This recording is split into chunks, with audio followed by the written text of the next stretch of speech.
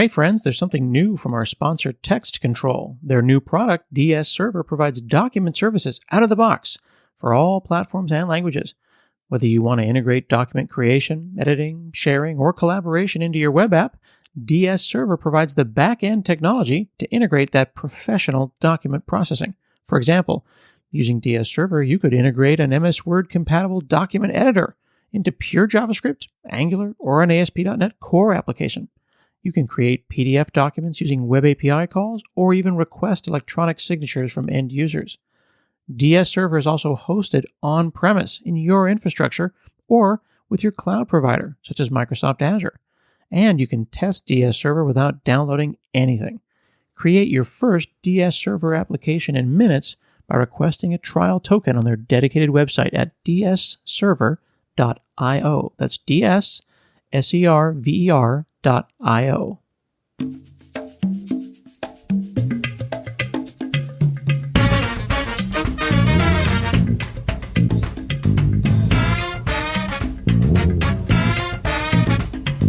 Hi, I'm Scott Hanselman. This is another episode of Hansel Minutes. Today I'm talking with Daniel Sturman. He's the CTO at Roblox. How are you, sir? I'm doing well today. Thanks, Scott. Thanks for hanging out. You know, we're in the middle of a pandemic and we're hanging out alone, but my kids are hanging out with their friends more than ever. And a big part of that is technologies like Roblox. My wife thought it was a game, and she realized a couple of days ago that it's really a conference call that the kids get on. We used to get on party lines so we could feel close to people. And the game is almost secondary. The sense of closeness and the sense of being together for the kids is very real. Yes, absolutely.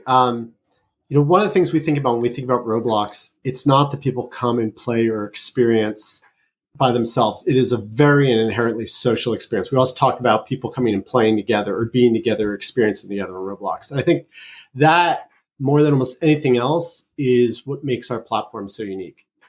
Yeah. We hear this term of metaverse and meta everything, and we'll get to that because there's a lot of articles people can read. They can go and search for Roblox meta and the rise of the metaverse. But it's such a surprisingly meta experience. Like, it is a toolkit, isn't it? Like, there's meta programming at its heart. Yeah. The way we think about it is it's a platform. It's not a game we produce for people to come play by themselves. It's not just a social experience. It's what experience do you want?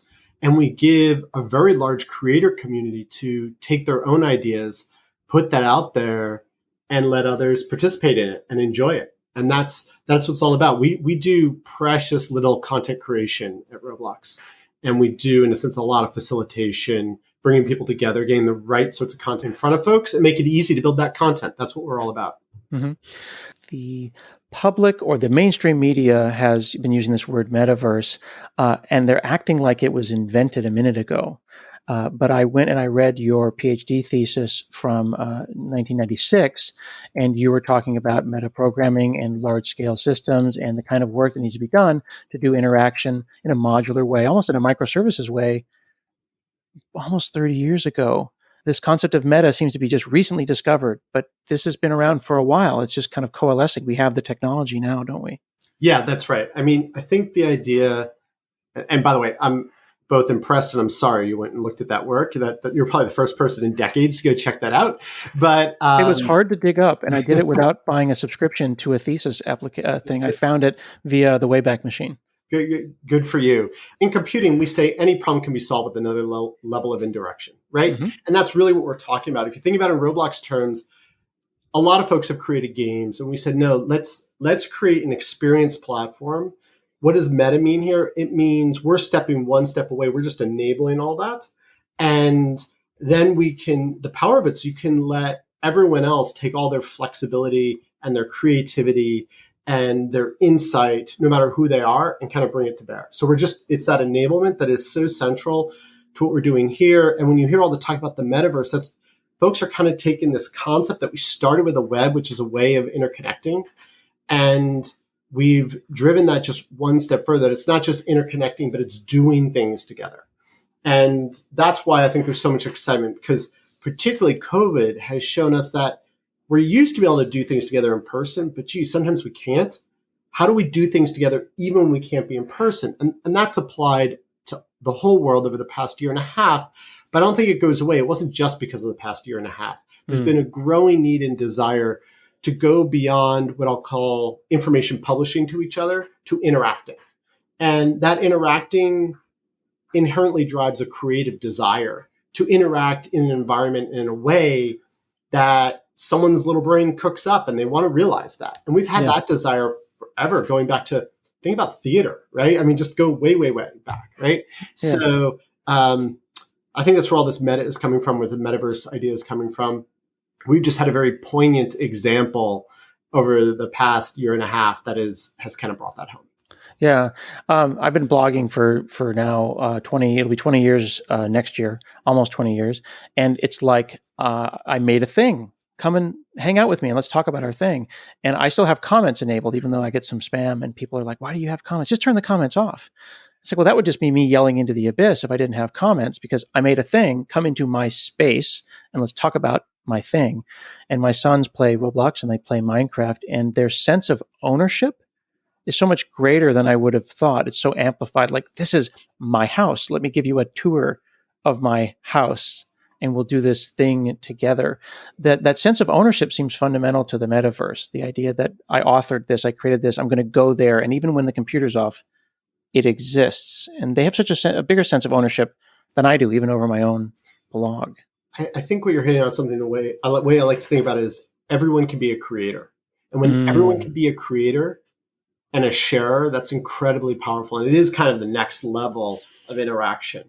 And on Roblox, you can be a creator by telling your friends, hey, I found this interesting experience. Let's go together and do it.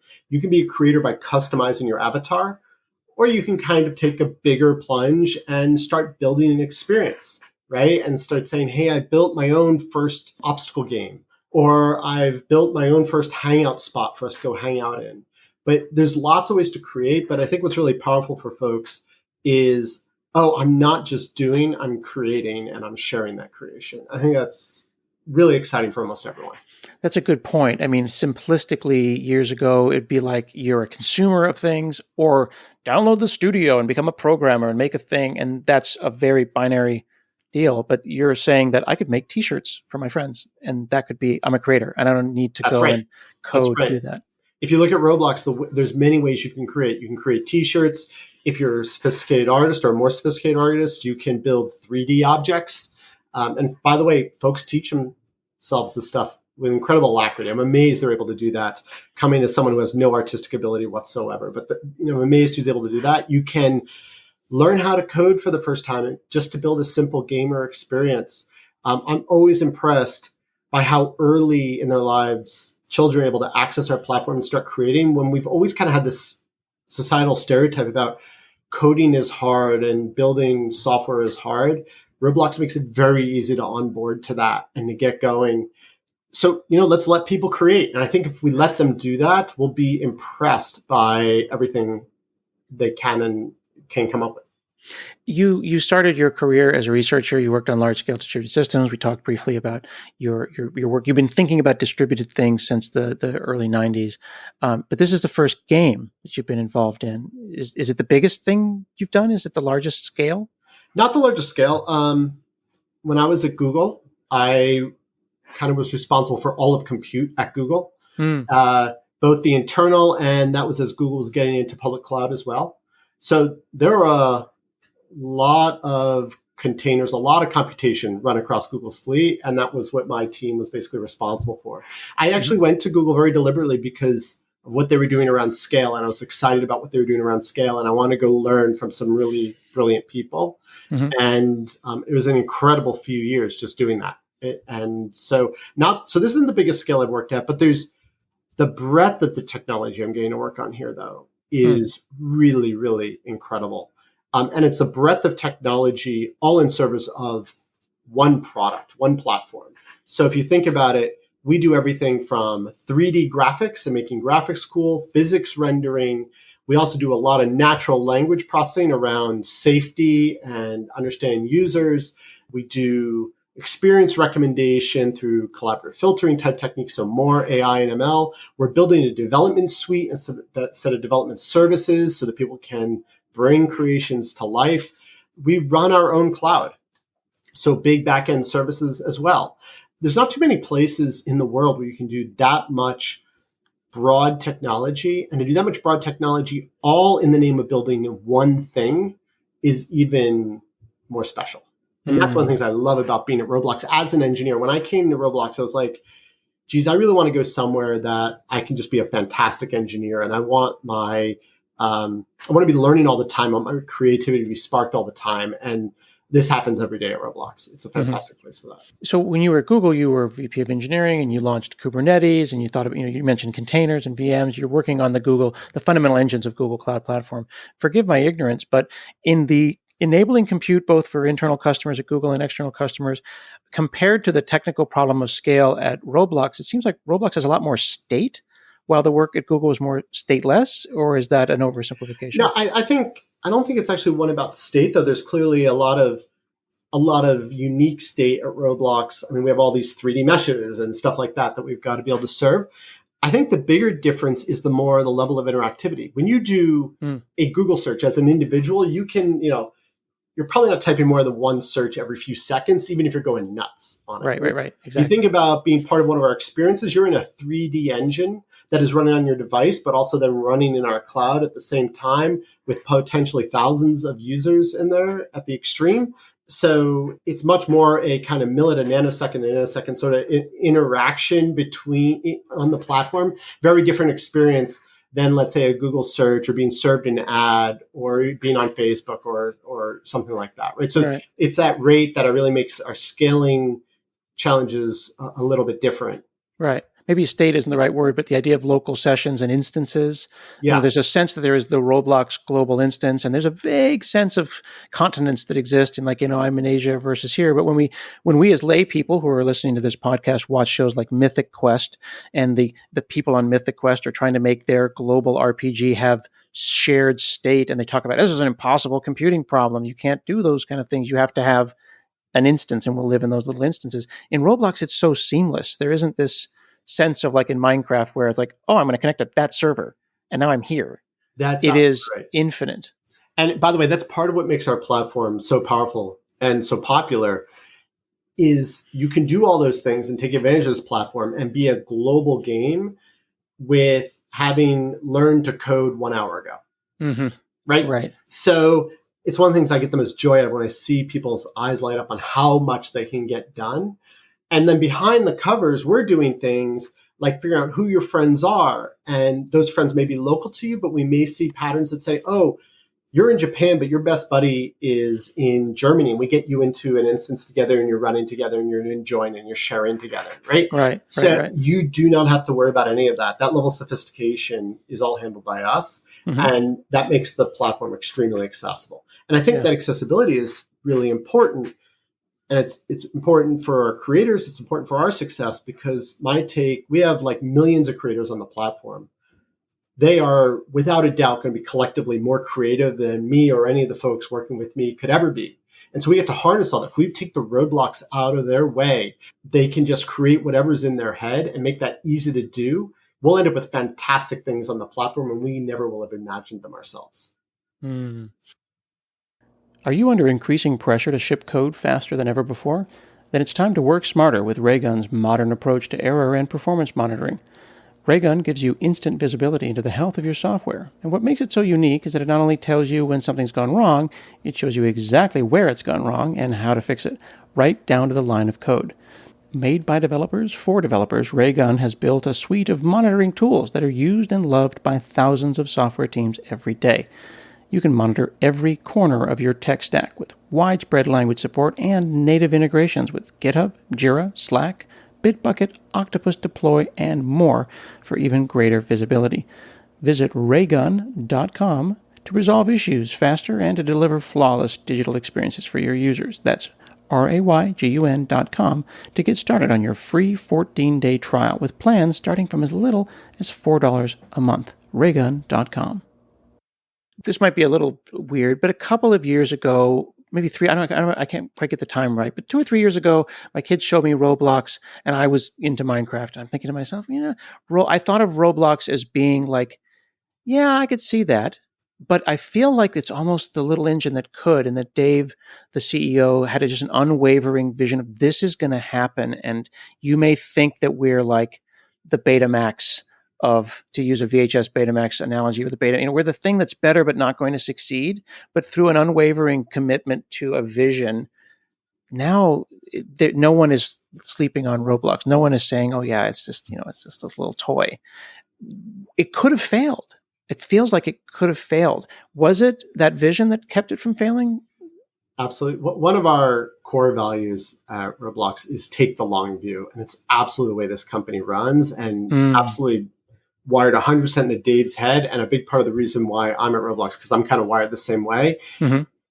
Rome wasn't built in a day. You see the vision and you just take those steps toward it, and you have perseverance, and you know you're going to get there, and you have confidence that you're going to get there. Confidence. Yeah. And the really big thing will happen if you just believe, and you just kind of keep pushing on that vision and don't waver from it. And, I've only been at Roblox a year and a half, a little bit more. So I have to give Dave all the credit in the way he has pushed that vision on the company. It's always been like the vision's in Dave's head. He knows where he wants to go. We just got to get there. Just got to build it a step at a time. And it's certainly paid off. Yeah. He has said publicly that there was a vision in the early 2000s, like 20 years ago. He's been thinking about this, and it's the rise of all of these technologies, including the ones that you were working on while you weren't thinking about Roblox and that expertise that you're bringing in. And you're probably saying, "Hey, Dave, there's a thing we worked on at Google that we could put into practice here." And he's like, "Yes." And the vision becomes more and more real. Right. The vision is always fed by what you're learning on a given day, of course. Right. But yeah. I love the way we will take a very long view on how we're doing things at Roblox. We're not worried about the quick wins. We want to realize this thing that we're trying to build out. When you're creating something as creative as this, and also enabling creators, but there are other things, competitors, as well as the shoulders of giants that we stand on, like Second Life and people who have thought about that, as well as fiction, Snow Crash and Gibson and people who have thought about that. How does that change how you think about things? How do you make sure that you're making something that's not derivative and that is going to be unique? Yeah, I think it's by having, some core principles on understanding what people are finding compelling about a platform like Roblox. Mm-hmm. So, for example, I would say core, what we're doing that's absolutely essential is this incredible ecosystem between creators who are creating things, and then users who want great content. And then the more users you have who want great content, the more attractive a platform is for creators to create things. And understanding you need to keep it simple so that you can bring all these great ideas. It doesn't become an exclusive place for creators, but it's an open place for creators. So a concept like that, a set of values, a set of core values, we refer to that as kind of respect the community. Like, we absolutely in the company need to respect the community and understand if it wasn't for our developers and our users and enabling them to be successful, we would not be successful. That's what I think helps drive that. I don't think it's about, oh, look at that cool thing these other folks did, let's go copy it, right? It's about staying true to a set of things that are working and bring people joy, and ensuring you just continue to deliver on that mission. Mm-hmm. In a world of the open web that's built on standards and RFCs and agreements, and now we have AR and VR and Canvas and JavaScript APIs that allow us to even do things like this podcast without a plugin, without an application. Where do you see Roblox in a world maybe without a client, or even tunnels into other metaverses? Like something as simple as Xbox and PlayStation cross-play is more of a organizational willpower thing, not a technical thing. There's no reason I couldn't build a tunnel and have a concert in Roblox and Fortnite at the same time. It's technically possible, perhaps, but maybe not organizationally possible. Where do you see that world of the walled garden versus the open web? Yeah, I've done a lot of work in open standards. My company right before Roblox was Cloudera, which was all about open source, big data software. So I think at the end of the day, I think you got to say, what is the cart and what is the horse? And I think the horse is back to that user engagement, that user enjoyment, the community engagement and enjoyment. And then I look at open standards as a tool in the toolbox for making that better. So from our point of view, as we see an ability to create a richer set of experiences by doing something that makes sense from an open standard point of view, I think we're going to be all over it. I think it'll be very exciting. Right now, though, I get the feeling, particularly with a lot of hype around the metaverse, there's a lot of talk about open standards first and like users second. So just watching that space is the way I would put it, and seeing how things develop. Where is the true value in this? Yeah, yeah. It seems like Roblox internally has a lot of interoperability because avatars move between games, assets that consumers create are reusable. I thought it would have been a bunch of tiny silos within another silo, but it isn't. And people seem to move very freely between games and between the assets that they create. And that seems totally and we're intentional. doing work to make that even more so. So we're looking at ways that creators can come together, like in our avatar store, and have a greater combination of how items come together in your avatar customization. We're looking at how we open up our developer interfaces. So today you develop through Studio, but we're trying to open up those interfaces so you could bring whatever tools meet your need and go directly against our backends in a secure way. So we're starting to talk about, like, does it make sense that some of these assets may leave the platform, and what would that look like, and what are the standards that might make sense around that? You know, we recently did an incredible experience with Gucci called Gucci Gardens, and I was just amazed how excited people were about the limited Gucci items they could acquire on the platform, right? And there was really no game in the classic sense of a thing where you will get a score and points. It was a social experience. It was a social experience oriented around a brand and shopping, right? That's probably not going to stop at the doors of Roblox, and it probably has expansion beyond that. So these are all things that are kind of percolating through our heads. We don't have answers on it yet, and we'll move carefully on these things. But that's why I say always respect the community first, and figure out how these things play into that. It's cool that you're not afraid to experiment, because I wouldn't think that a platform that's primarily for but populated by tweens and teens would be interested in things like Gucci. But it also shows that you're thinking about adults playing and living and experiencing things in Roblox, and you're not going to be, pigeonholed into being like the kids game. That's right. And I think if we were a different sort of company, maybe we just say, oh, this is the market we're popular with today, we're just going to stick with it. But we do have this vision, going back to this vision in our head of what things look like, broadening the demographic. And there's a few ways we do that. One is age, one is international reach. Are things we're absolutely excited about and very focused on, and are being relatively successful with. Our above 13 group is growing significantly faster than the below 13 group, even though the below 13 is really strong. I think above 13 is about 49% of our user base, like the numbers we published in March or something like that. So wow. It's growing really well. There's no reason this core concept of everyone wants to be a creator is limited to any one age group, demographic, nationality, or anything like that. I think it's a pretty universal human want and desire and excitement level. Are there any things that you saw built on top of the platform that surprised you, where you're like, oh, wow, okay, that's a thing that I never thought somebody was going to build, and they went and did it. And then you go and you show Dave and you say, look at this. Isn't that a thing? Yeah, I recently had an experience like that. There was an experience that was built that was a battle simulator for the Napoleonic Wars. And what surprised me about this was not the game, but that there was a whole society behind this. People would go and they would join armies and join units in armies. And there was all this social interaction, even when there wasn't a contest going on. And there were societal norms in this experience that went, for example, at the end of a battle, the two sides would line up and say good game to each other, like it was the end of a kid's soccer match, right? And what impressed me about this wasn't any element of the graphics or the gameplay, but wow, this is actual societal rules coming in place around these things.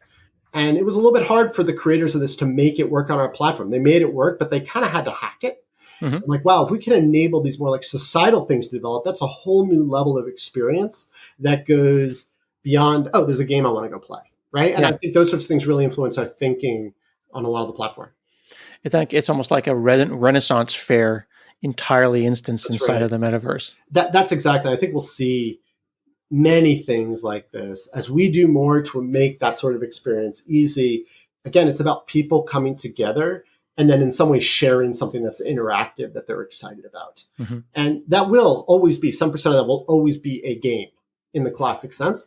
But I think there's Gucci Gardens, this other experience I was talking about. There's a lot of music concerts. There's a lot of ways of sharing experience together that isn't just playing games. We do this all the time in real life. We share lots of experiences. We have a stand-up room on Roblox that we use for engineering stand-ups, for example, right? So there's a lot of ways to do this, and I think you're just going to see them grow. That was actually my next question you anticipated, because I'm thinking to myself, I have to use Teams at work, and then I did a Zoom earlier. It's like, couldn't we just meet in Roblox? Could there be is there a little virtual office with a little stand-up and you all go hang out in the kitchen? Do you do meetings in your own so world? it's something we're starting to do. There's a lot of new tech in there, so it's a little bit rough right now, but it is something we're working on. It has some cool tech in it around voice and around understanding where someone is speaking. And whiteboards are a perennial problem for anything online. We've all experienced that in the Zoom world. That's tricky, but we're working on all this tech to get an idea of how this might come together and what a Roblox at work might be and how it can help our own productivity. I mean, we love using our own product. It's a lot of fun. And so we're just trying to enable that even more. And from that, every time we've done stuff like this, good things flow out to the platform as a whole by doing it. I've been thinking myself about a Roblox that I wanted to build, a Roblox experience, which is a really interactive but multimodal conference room where I would have maybe my audio is being driven by one machine, and that's my how you can hear me. But this machine over here is the whiteboard, and I want that on a surface. But then I'm going to take the phone, so that's telling me where I am in XYZ world. I put the phone in my back pocket, and I'm pacing around my room. And that's moving my person, not WASD, not me moving the keyboard, but I move in that space. And that would involve input and output from multiple places. Nothing like that is impossible. It's just a matter of willpower and SDKs, isn't it? It is. And I think, we're working on some interesting things in that space. I won't reveal too much, but of course, we all have computers on all our devices at this point. There's a lot we can even do just with that. Yeah. It's a great point. Both from what I'll call an inexperienced point of view and from a creation point of view. Mm-hmm. And so those are things we're absolutely looking at. Devices are getting infinitely more sophisticated. And a big premise of Roblox is we want to be on as many devices and as many places as you are, and we want it all to be compatible. But within that, when we have extra capability on a phone, a computer, a VR system, we want to be able to exploit that and make the experience richer. Yeah. Roblox everywhere is definitely a thing to look for, because this is a pocket supercomputer that I have here with enhanced graphics. And in Roblox, there's a 10-level adjustable bar for performance. And again, when I mentioned before that a couple of years ago, I would have to admit that I underestimated Roblox. I'm like, that's cute. The graphics are simplistic.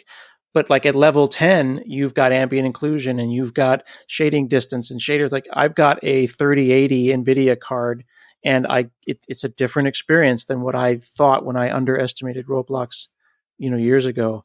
That seems to be intentional as well. And by the way, the interesting thing about the mobile phone scenario is it's not just what's in that device, but you look at what's your connectivity back to our backends, and that also is taking leaps and bounds, right? 5G is just rolling out, but has a lot of promise. With a better network connection, we've got a really large server fleet that we can throw even more power into what you're doing when we have a good connectivity there. So I think there's a lot of interesting technology infrastructure changes that are going on that we'll be able to take advantage of and just make everything more magical by doing that. Yeah. And then popping off the stack back to the beginning where we're thinking about the challenges and the interesting challenges in distributed computing, doing all of this within, sub 100 milliseconds or less, right? Because anything more feels weird. My kids don't know why. It lagged. It felt weird. You're doing this in less than a tenth of a second. That's right. You got to keep the interactivity high. We have seen users have some tolerance for level of detail shrinking out a bit. Most of our users would rather play and have the resolution not be so great than not play. Because again, it's social. So yeah, the great snappy resolutions is good, but I really want to be with my friends. That's the number one, in the hierarchy of needs, being with my friends is the most important part of this, right? Yeah. So I think there's a lot of tools for us to play with there. Again, bring as much quality as we can in the environment you're in, but don't be exclusionary in doing that. I really like that you said that, because when we talk about problems of scale on an engineering podcast, simplistically, we think about that in a single dimension. But scaling is as much as me with my 3080 playing with my son on an inexpensive Android phone, and we're still in the same place and being inherently inclusive because we've scaled the solution down to a phone or up to a high-powered PC. Right. And that tends to translate, by the way, both on demographics. It could be your age It could be your socioeconomic background. It could be what part of the world you happen to live in and the realities of life in that part of the world. If we start saying you have to be on exactly these devices, you start cutting off huge parts of humanity. And that's not what we're aiming to do. Mm-hmm. So by having that flexibility, yes, we might not be able to offer exactly the same experience to everyone all the time, but we can be much more inclusive. Mm-hmm. And we also don't need to go to the lowest common denominator device or network connection when we do that. Yeah. Now, am I told that you also are starting your own podcast, or David is? David is, yeah. So we've started a podcast inside Roblox where Dave is interviewing a bunch of the leaders to just give folks a better window into what we're doing and how we're doing it. It's engineering focused. Mm-hmm. One of the fun things about Roblox as a company is kind of at the scale we're at, where we have a business model that works. We are 80% product and engineering. So there's no big sales force. There's no sales force at all. We have some marketing. We got our usual HR and finance functions that you need to make a company run well. But this is a product building organization. And Dave's been interviewing a bunch of leaders. I did the first one to kick it off with him, but he's been going through the team, doing a bunch of leaders on interesting, cool things we're doing. I know we've published at least 2 podcasts so far. And I think there's a third in the works. I've actually lost track exactly where we're at. But yeah, I was impressed because what I'm impressed about is that you don't have to do that. Like, there's no requirement for you to tell us about how these things work, but there's such an enthusiasm, not just in Dave, but in episode 2, Kavita Kanikar talked about the economy. Like, you have a director of engineering for the economy. Like, the GDP of the economy within Roblox is a thing that's so big that it has a director of engineering, and it's a really interesting podcast. So you're kind of sharing what's happening inside, and it's kind of a privilege to be able to kind of like be a fly on the wall and hear about the engineering that's happening inside. And I think you've worked with enough technical leaders and engineers to know, like, inherently engineers love to share what they're doing. It's just kind of part of the discipline. There's some places where you can't do that, where everyone has to be very closed-lipped, of course. But when given an opportunity, we all like to talk about what we're doing. We all like to hear about what other people are doing. It's how great ideas kind of build, because none of us do this by ourselves. It's all standing on the shoulders of giants sort of process. Yeah, very cool. Well, thank you so much for chatting with me today. Oh, it's been a lot of fun. I really enjoyed it. I've been chatting with Roblox's Dan Sturman, Chief Technology Officer. Be sure to check out their Tech Talks podcast. I'm going to include links to everything that we talked about in the show notes. This has been another episode of Hansel Minutes, and we'll see you again next week.